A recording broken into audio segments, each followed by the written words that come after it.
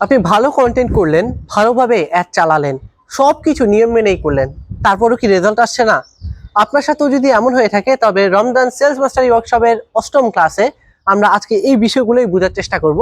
কেন সবকিছু ঠিক থাকার পরও মাঝে মাঝে আমাদের অ্যাডস কাজ করে না, আমাদের রেজাল্ট আসে না। আমরা দেখা যায় আমরা রমজান সেলস মাস্টারি ওয়ার্কশপের প্রথম ক্লাসগুলো থেকে আমরা এটা ধারাবাহিকভাবে আপনাদের বলার চেষ্টা করেছি। একটা বিজনেসের শুরু থেকে শেষ অবধি কি কি ধাপ, কি কি স্টেপ পার হতে হয় সেগুলো আলোচনা করার চেষ্টা করেছি। প্রোডাক্ট সিলেকশন, প্রোডাক্টটা মার্কেট ফিট কিনা, সেটা কিভাবে আমি কন্টেন্টে আনবো, এবং কন্টেন্ট নিয়ে আমাদের 3টা ক্লাস হয়েছে, অনেক কিছু বলেছি, অ্যাড নিয়ে কথা বলেছি। যারা ভিডিওগুলো দেখেন নাই তারা অবশ্যই আমাদের পেজ বা ইউটিউব চ্যানেল থেকে ভিডিওগুলো দেখে আসবেন, কারণ আজকে যে কথাগুলো বলবো সেগুলো যদি আপনি আগেরগুলো কাজগুলো না করেন সেক্ষেত্রে আপনি রিলেট করতে পারবেন না নিজের সাথে। যেটা বলছিলাম, দেখা যায় আপনি আমাদের বলে দেওয়া স্ট্র্যাটেজি অনুযায়ী কাজ করেছেন, আপনি ঠিকভাবে কন্টেন্ট করেছেন, আপনি অ্যাডও চালিয়েছেন ঠিকভাবে, ডলারও দিয়েছেন ভালো, সব কিছু পারফেক্ট, নিয়মিত পোস্ট করছেন, তারপর রেজাল্ট আসছে না। এটা বোঝার আগে আমি আপনাকে জাস্ট কিছু উদাহরণ দিই। একটা জিনিস তলোয়ার। এখন তলোয়ারের ধর্ম কি, অর্থাৎ ধর্ম বলতে বোঝাচ্ছি তলোয়ার কি কাজ করে। এটা ধারালো, অর্থাৎ কোনো কিছু কেটে ফেলে, তাই না? বা পানি, সমুদ্রের ধর্ম কি? সমুদ্র হচ্ছে সবকিছুকে ডুবিয়ে ফেলে, অর্থাৎ আপনি যদি সমুদ্রের মাঝখানে যান আপনাকে ডুবিয়ে ফেলবে, আপনি যদি কোনো কিছু নিক্ষেপ করেন সেটা ডুবিয়ে ফেলবে। পাশাপাশি আপনি যদি বড় একটা মাছ, যেগুলো হচ্ছে যে মাংসাশী, মানুষকে খেতে পারে, হিংস্র, সেগুলোর কথা যদি চিন্তা করি, সেই মাছের ধর্ম কি? সেই মাছের ধর্ম হচ্ছে আপনাকে চিবিয়ে খাওয়া, অর্থাৎ কামড়ে খেয়ে ফেলা। কিন্তু আমরা যদি একটু পিছনের ইতিহাসের পাতায় দেখাই, ইতিহাসের পাতায় আমরা যদি দেখি, ইব্রাহিম আলাইসাল্লাম, অর্থাৎ যখন ইসমাইল আলাইসাল্লামকে কুরবানি করার জন্য, আল্লাহ নির্দেশ পালনের জন্য যখন শুয়েছিলেন এবং ছুরি চালিয়েছিলেন, তরবারি চালিয়েছিলেন, তখন কি ওনার মাথা কাটা গিয়েছিল? যায়নি।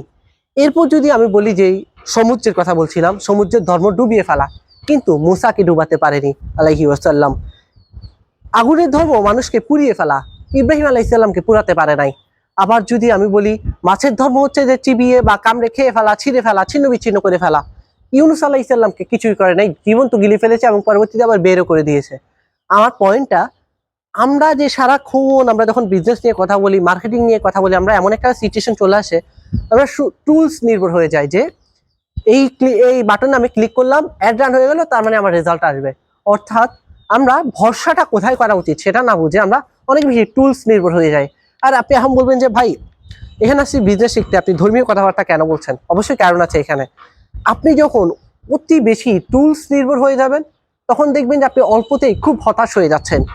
আমরা আপনি জানেন যে আপনি একটা ভালো কন্টেন্ট করেছেন, এই কন্টেন্টের পিছনে আপনার 2 থেকে 3 হাজার টাকা বাজেট লেগেছে, আপনি এডিটিং করিয়েছেন ভালো মানের, আপনি ভালো একজন এজেন্সি দিয়ে, ভালো একজন ডিজিটাল মার্কেটারকে দিয়ে আপনি অ্যাড চালাচ্ছেন, সেখানে অনেক খরচ গিয়েছে, অনেক টাকা খরচ করেছেন, সব কিছু পারফেক্ট। আপনি জানেন এত টাকা খরচ করছি, তাইলে রেজাল্ট আমার আসবেই আসবে, কিন্তু দেখলেন রেজাল্ট আসলো না। কেন? এখানে অনেকগুলো কারণ হইতে পারে।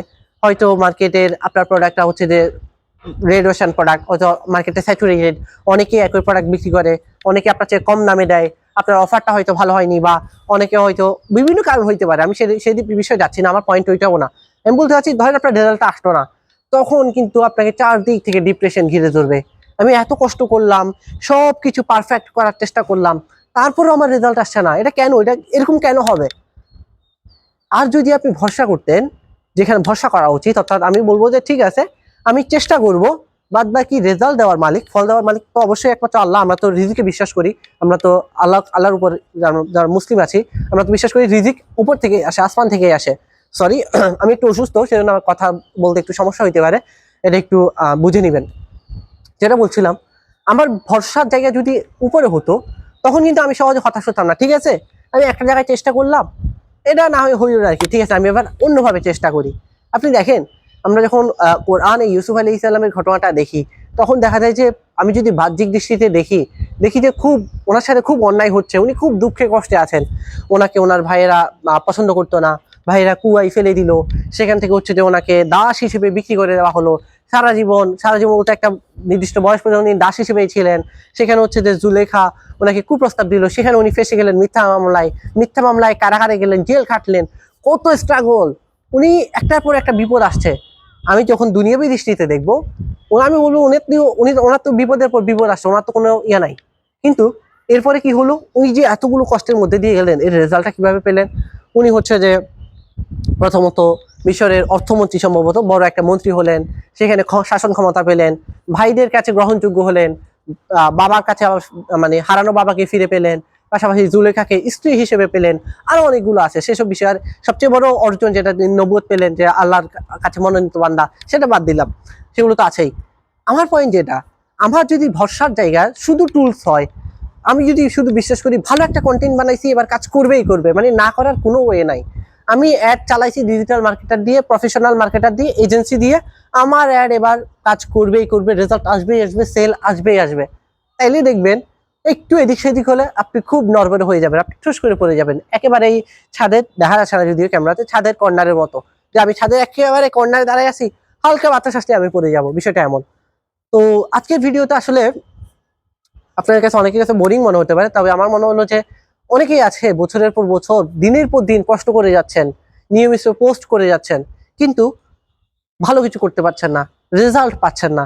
আসলে আমার নিজের লাইফে এমন, আমি অনেকগুলো বিজনেস করেছি এবং সবগুলো যে খুব ভালো করেছে বিষয়টা এমনও না। আজকে যদি, তবে আমি এতটুকু বুঝি, আমার আগের বিজনেসগুলো যদি ফেল না করতো, তবে আজকের ব্র্যান্ড স্টোরি, আজকে আমার বিজনেস এখানে আসতো না। আগের বিজনেসগুলো, আমার যে বিজনেসগুলো ছিল সেগুলো ফেল না করলে আজকে ব্র্যান্ড স্টোরি সৃষ্টি হতো না। ঠিক একইভাবে আপনি যে আজকে ফেলগুলো করছেন, এগুলো কখনো ফেল হিসেবে নেবেন না, এটা আপনার লার্নিং। হয়তো আল্লাহ আপনাকে শিখাচ্ছেন, ছোট ছোট ক্ষতি করে, ছোট কিছু লোকসান হয়তো হচ্ছে, সেটার কারণে আপনার বড় লোকসান থেকে আল্লাহ আপনাকে বাঁচাচ্ছে, বড় কোনো কিছু দিবেন বলে আল্লাহ আপনাকে তৈরি করছে। এই জিনিসটা যদি মাথায় রাখতে পারেন, আমার মনে হয় যে হতাশা আপনার বিজনেসের ক্ষেত্রে অন্তত হতাশা হয়তো বা কোনোভাবে আপনার কাছে আসবে না। আর আমাদের আরেকটা বিষয়, আমরা টুলস দিয়ে যত ঘাটাঘাটি করি, এই যে আপনারা আমাদের ওয়ার্কশপ যারা দেখেছেন নিয়মিত, আপনারা কিছু পাওয়ার জন্যই তো দেখছেন, মানে কিছু শেখার জন্যই তো দেখছেন, যে আপনাদের একটা গোল আছে, আমি এখান থেকে কিছু শিখবো, সেটা আপনার বিজনেসে ইমপ্লিমেন্ট করবো, সেখান থেকে একটা ভালো রেজাল্ট পাবো, এটাই তো, তাই না? আমি আমার ব্যবসাতে, বিজনেসে ভালো রেজাল্ট আনার জন্য আমি ঘন্টার পর ঘন্টা কন্টেন্ট দেখছি, ক্লাস দেখছি, কোর্স করছি, ফ্রি কোর্স করছি, পেইড কোর্স করছি, অনেক নিজে ট্রাই করছি, ক্যামেরার সামনে আসছি, অনেক কিছু করছি। কিন্তু আল্লাহর কাছে কি আমরা চাইছি এই বিষয়টা, যে যেখান থেকে রিজিক আসবে, রিজিকের ফয়সালা যেখান থেকে হয়, ওনার কাছে কি আসলে ওইভাবে চাওয়া হয়েছে? হ্যাঁ, দোয়া টুকরে আমরা সবাই করি যে আল্লাহ যেন আমার ব্যবসায় বারাকা দান করুক, কিন্তু আহ একটা আল্লাহর সাথে একটা অন্তরঙ্গ সম্পর্ক ক্রিয়েট করে একদম একান্ত দিলে নিরিবিলি ভাবে আমরা কি কখনো চাওয়া হয়েছে আল্লাহর কাছে যে আল্লাহ আমার বিজনেসটা খুব স্ট্রাগলে আছে, আমি চাইলেও মানে এখান থেকে ভালো কিছু করতে পারতেছি না, লোকজন আমাকে প্রেশার দিচ্ছে, পরিবার বুঝতেছে না, চারিদিক থেকে এত প্রেশার, আমি নিতে পারতেছি না, কখনই কি চাওয়া হয়েছে? আজকের কথাগুলো আসলে আপনাদের জন্য যে উপদেশ এমন না, আসলে প্রথমত আমার নিজের জন্য। কারণ মাঝে মাঝে দেখা যায়, যতই বলি, মাঝে মাঝে দেখা যায় নিজের মধ্যে হতাশা আসে, তখন যেন আমি এই ভিডিওটা দেখতে পারি, ওই কারণে এই ভিডিওটা তৈরি করা। পাশাপাশি মনে করলাম যে আপনারা যারা আছেন, বিজনেস করতেছেন, রেজাল্ট পাচ্ছেন না, হতাশ হয়ে যাচ্ছেন, আপনাদের ক্ষেত্রে ভিডিওটা কাজে লাগবে। আর দেখতে দেখতে আসলে আমরা ওয়ার্কশপে একেবারেই শেষ দিকে চলে এসেছি। মোটামুটি বেসিক যতটুকু আলোচনা করার দরকার আমরা আলোচনা করেছি। তাও যদি আপনাদের কোনো চাহিদা থাকে, আপনাদের কোনো প্রশ্ন থাকে, আমরা অবশ্যই সেই বিষয়গুলো আলোচনা করব। আপনারা আমাদেরকে অবশ্যই জানাতে পারেন কোন বিষয়ে আরো আলোচনা করা যায়, কোন বিষয়ে আপনারা ডিপ ডাউন জানতে চান। আর সবচেয়ে মজার বিষয় হচ্ছে, আমরা প্ল্যান করছি আপনাদের যারা চট্টগ্রামে আছেন, বিশেষ করে আপনাদেরকে নিয়ে একটা মিট আপের আয়োজন করব। আমাদের ব্র্যান্ড স্টোরি অফিসের, আমাদের ব্র্যান্ড স্টোরি টিম মেম্বারদের সাথে একটা অফিসিয়াল মিট আপ হবে, যেটা সম্পূর্ণ ফ্রি থাকবে। সেখানে কিন্তু খুব ভ্যালুয়েবল কিছু শেয়ার করার চেষ্টা করবো আপনাদের সাথে। তো আপনারা কি আদৌ আগ্রহী কিনা, আর চট্টগ্রামে যারা আছেন তারা কারা কারা আসতে চান, তারা কিন্তু কমেন্টে জানিয়ে রাখতে পারেন। আমরা কিন্তু খুব শীঘ্রই আপনাদেরকে সে বিষয়ে আপডেট জানাবো আপনাদের আগ্রহের ভিত্তিতে।